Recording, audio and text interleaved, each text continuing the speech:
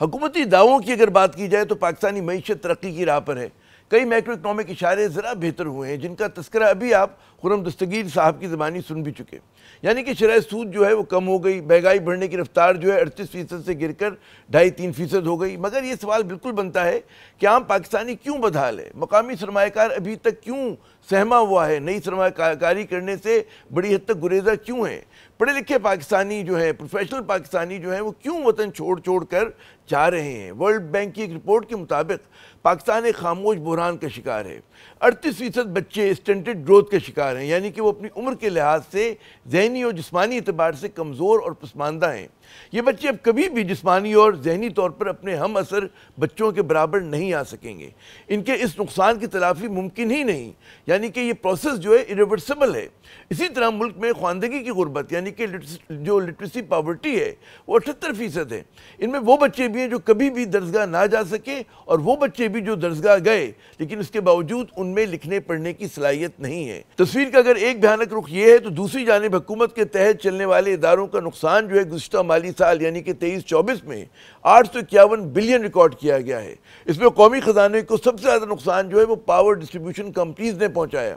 عمران خان حکومت کو گئے جو ہیں وہ تقریباً 3 برس ہونے کو آئے، لیکن یہ مسئلہ جو ہے جس میں نون لیگ اور پاکستان پیپلز پارٹی کی سابقہ حکومتوں کا بڑا کلیدی کردار ہے وہ جو کا توں برقرار ہے، بلکہ اب یہ جو ہے مزید پیچیدہ اور گمبھیر ہو گیا ہے۔ ممبران پارلیمنٹ کی تنخواہیں اور مراج جو ہیں ضرور بڑھی، وزیروں اور مشیروں اور افسران کے جو ہیں عللے تللے بھی وہی ہیں، لیکن عام پاکستانی جو ہے وہ بھاری ٹیکسوں اور مہنگائی کے ہاتھوں جو ہے بالکل کچلا گیا ہے۔ آج سماجی انصاف کے عالمی دن پر وزیر اعظم نے غربت اور بے روزگاری سے نمٹنے کا عزم تو کیا، لیکن 11% کو چھوتی بے روزگاری کی شرح کیسے کم ہوگی اس کا وہ کوئی منصوبہ جو ہے پیش نہ کر سکے۔ سٹنٹڈ گروتھ اور لٹریسی پاورٹی ختم کرنے کی کوئی حکمت عملی انہوں نے نہ بتائی۔ الٹا جو ہے ملک میں کم نرخوں پر آٹا، دال، گھی فراہم کرنے والی جو یوٹیلیٹی سٹورز ہیں وہ ضرور بند کر دیے گئے۔ انسانی سرمایہ کی وہ بے وقتی ہے کہ سیکنڈری انرولمنٹ میں قائد کا پاکستان آج وہاں کھڑا ہے جہاں جنوبی کوریا آج سے 4 دہائیوں پہلے تھا۔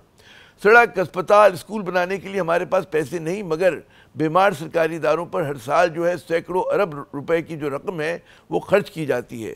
جس کرنٹ اکاؤنٹ یا جاری کھاتے کو لے کر حکومت شہباز شریف صاحب کی جو حکومت ہے وہ شادیانے بجا رہی تھی، وہ پچھلے ماہ دوبارہ سے 42 کروڑ ڈالر خسارے میں آ چکا ہے۔